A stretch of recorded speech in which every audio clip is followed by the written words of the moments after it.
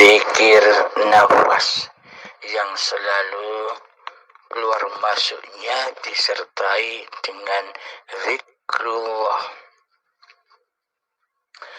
Bila kita masih terpancang atau berfokus kepada keluar masuknya napas, itu tandanya masih linapsi, yakni masih ada pengakuan bahwa hidup ini hidup manusianya, badan ini badan manusianya. Bagaimanakah caranya agar kita senantiasa bebas dari pengakuan-pengakuan itu? Maka zikrullah yang sebenarnya itu bagaimana? Zikrullah yang sebenarnya itu adalah ingat dengan rasa dan merasakan bahwa hidup ini Allah, la hayatan illallah. Jadi jangan terpancang dan terfokus kepada nafas. Ingatlah, rasakanlah bahwa hidup ini Allah. Itulah yang dimaksud zikrullah. Jadi tak satu pun manusia bisa berzikir kepada Allah. Tak satu pun manusia bisa beribadah kepada Allah tanpa Allah. Berarti kan bukan manusianya yang berzikir. Berarti kan bukan manusianya yang sholat atau yang beribadah selama ini. Tujuan sholat, tujuan ibadah tak lain dan tak bukan hanyalah untuk zikrullah, yakni mengingat dengan rasa bahwa hidup ini Allah. Ketika sudah nyata dalam rasa ini bahwa hidup ini Allah, maka sirnalah hidup manusia kita, maka sirnalah hidup yang ada pada makhluk-makhluk lainnya. Yang ada hanya hayatullah, yang ada hanya uripe Allah dewe. Jadi tak satu pun manusia bisa bersahadat kepada Allah. Tak satu pun manusia bisa menyaksikan Allah. Yang bisa bersahadat, yang bisa menyaksikan Allah, ya Allah sendiri. Ya hidup itulah Allah. Jika masih teraku-akui bahwa hidup ini hidupnya manusia, selamanya manusia hanya mensekutukan Allah saja dengan dirinya. Karena itulah sucikan kembali apa yang kita rasakan selama ini, bahwa rasa yang kita rasakan selama ini adalah wujud nyatanya Allah itu sendiri, wujud nyatanya hayatullah. Tanpa adanya hayatullah, apakah ada kira-kira seluruh keadaan yang kita rasakan selama ini? Selama ini kita merasakan bahwa seluruh keadaan yang kita rasakan sebagai milik kita.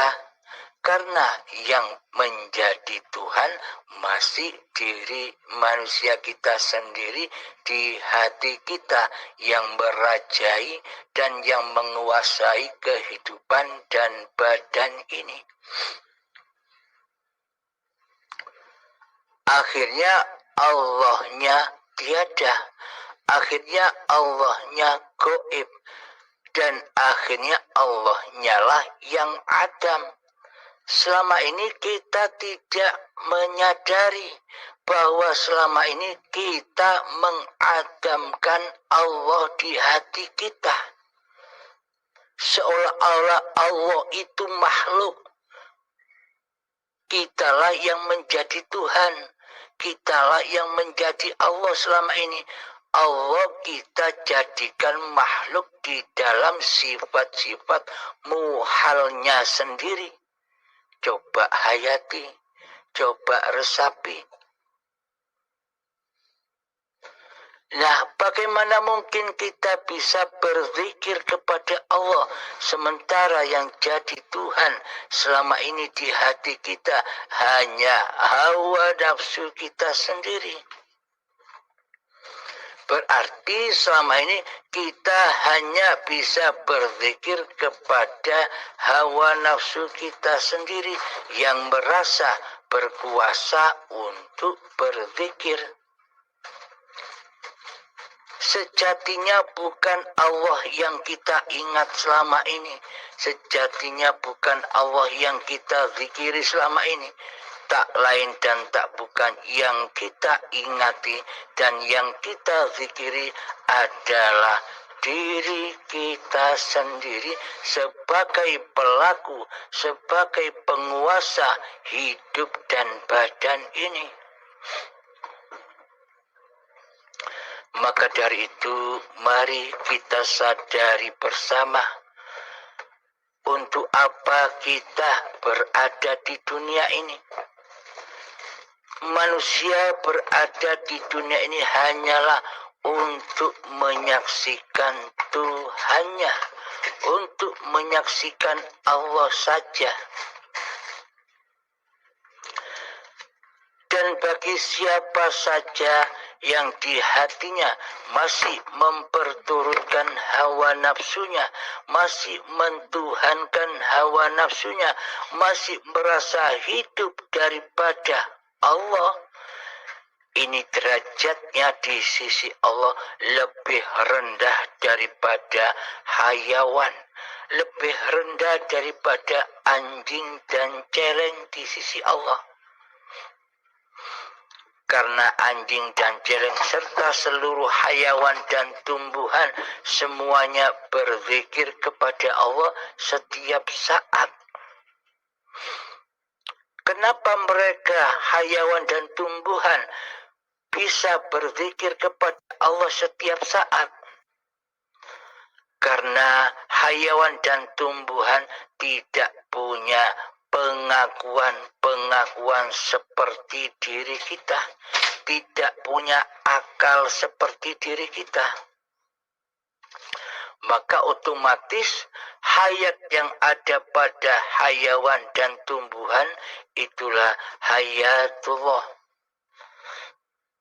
Hidup yang memelihara, hidup yang menjaga, hidup yang mencukupi segala apapun yang diciptakannya. Namun seolah-olah kitalah selama ini yang merasa bisa mencukupi kehidupan diri kita sendiri. Seolah-olah kitalah yang mampu berkuasa menafkahi istri dan anak kita. Seolah-olah kitalah yang merasa berkuasa mencukupi seluruh kebutuhan kehidupan kita setiap harinya. Seolah-olah demikian. Namun perlu Anda hayati, namun perlu kita renungkan, bila tak ada hidup, bila tak ada Allah, apakah akan tercukupi semua kebutuhan badan-badan ini? Nah, berarti siapa yang mencukupi, yang menjaga, yang membimbing, yang memelihara, yang mengasih sayangi tubuh-tubuh ini selama ini, sejak dari tanah sampai menjadi bayi hingga menjadi manusia setua ini. Bila kita mau menyadari oh ternyata seluruhnya kekuasaan, seluruhnya pemeliharaan, seluruhnya kecukupan dan kasih sayang adalah miliknya hidup. Hidup yang selama ini aku akui sebagai hidup kita, itulah hayatullah, itulah Allah. Dengan apa kita bisa menyembah dan mengabdi kepada Allah? Dengan kesadaran dirilah kita bisa mengabdi dan menyembah kepada Allah, mempersembahkan kembali, mengabdikan kembali bahwa hidup dan badan ini miliknya Allah, bukan milik manusia kita. Dengan kesadaran yang demikian itulah yang disebut zikrullah, mengingat Allah. Yang mengingat Allah siapa? Bukan manusianya.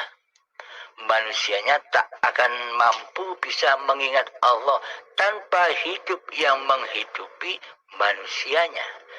Jadi yang mengingat Allah ya Allah, bukan manusianya. Inilah makna berzikir. Jadi jangan fokus dengan apa-apa selain zikir yang sudah kami paparkan ini. Bila masih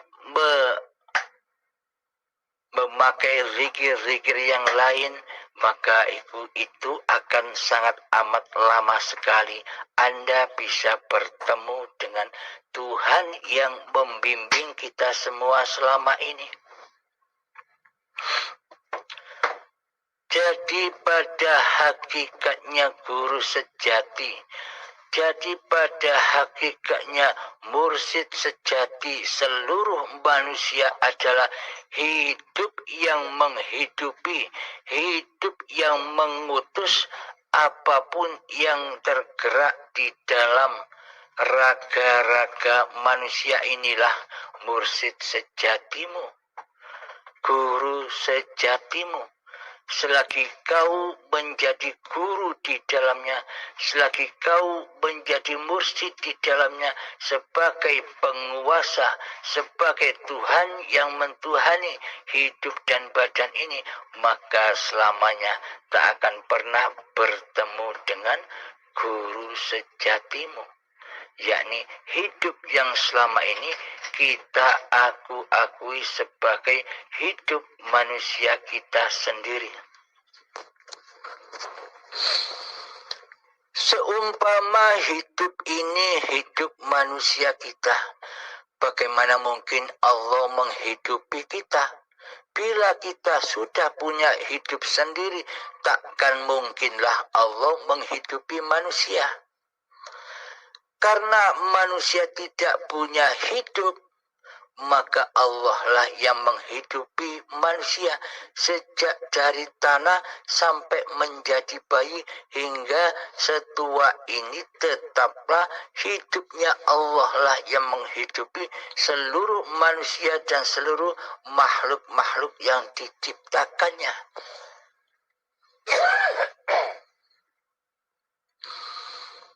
Jadi manusia ini adalah manusia yang sempurna bila manusia sudah menyadari, sudah bermakrifat kepada siapa hakikat diri manusianya, yang tak ada, yang tak wujud, yang tak hidup, maka nyatalah wujud Tuhannya, maka nyatalah hidup Tuhannya, maka nyatalah kuasa Tuhannya di hatinya.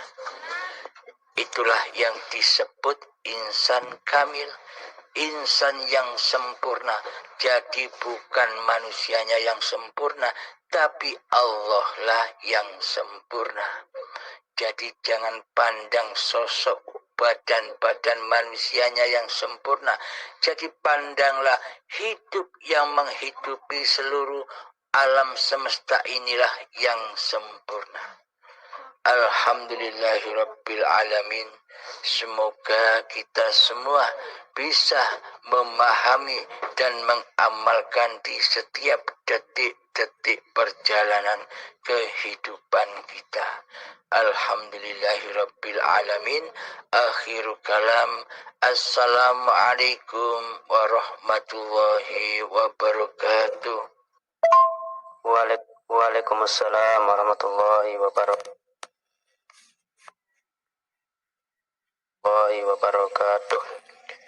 Cukup jelas sekali penerangannya Abah bagi saya. Mudah-mudahan ada ridhonya Allah untuk saya pahami, untuk saya mengamalkan apa yang sudah dipaparkan kepada saya dan menjadi ilmu untuk saya. Selanjutnya Abah sekiranya ada sesuatu yang saya kurang pahami, izinkanlah selalu diri ini untuk bertanya, menimba ilmu kepada Abah. Semoga Abah diberikan kesehatan, nikmat lahir dan batin. Assalamualaikum warahmatullahi wabarakatuh.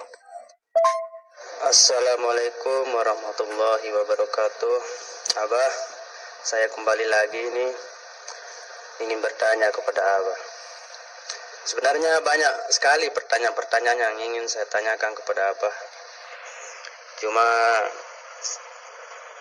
tidak mungkin saya paparkan semua pertanyaan itu kalau tidak satu persatu, supaya di sini saya bisa merenungi pengkajian maupun paparan dari Abah, dari pertanyaan saya, sehingga saya bisa memahaminya. Dalam hal ini saya ingin menanyakan tentang makna atau hakikatnya la haula wala quwata illa billahil aliyil azim kepada diri kita sendiri maupun alam semesta, Bah.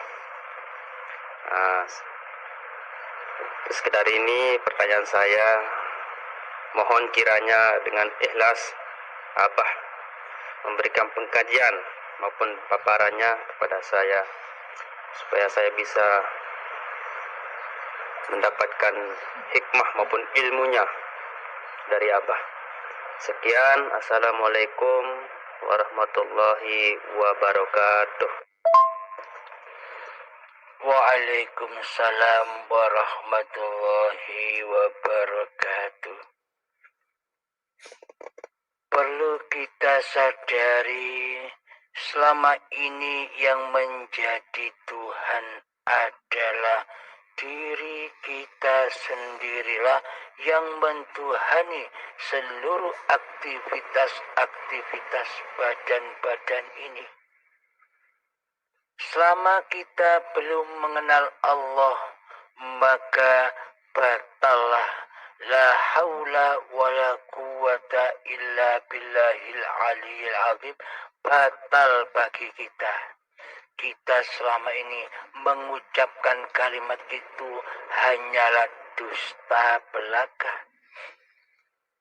Mana mungkin ada la haula wala quwata illa billahil aliyil azim, sementara yang jadi Tuhan, sementara yang menjadi penguasa, sementara yang merasa hidup masih diri manusianya.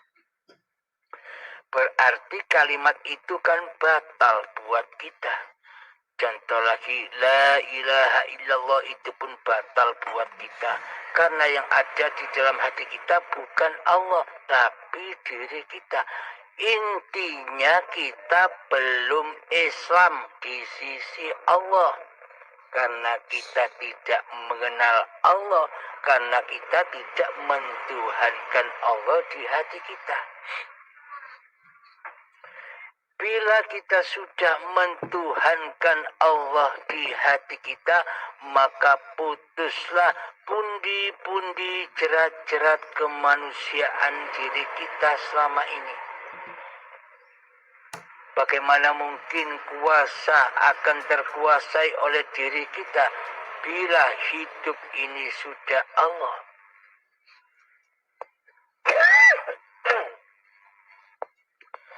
Bila hidup ini Allah, maka lenyaplah kehidupan manusianya, maka tenggelamlah kehidupan manusianya di dalam hayatullah. Oh, ternyata selama ini manusia tidak punya hidup sendiri dan mandiri. Seluruh manusia dan seluruh makhluk di alam semesta ini seluruhnya dihidupi oleh hayatullah.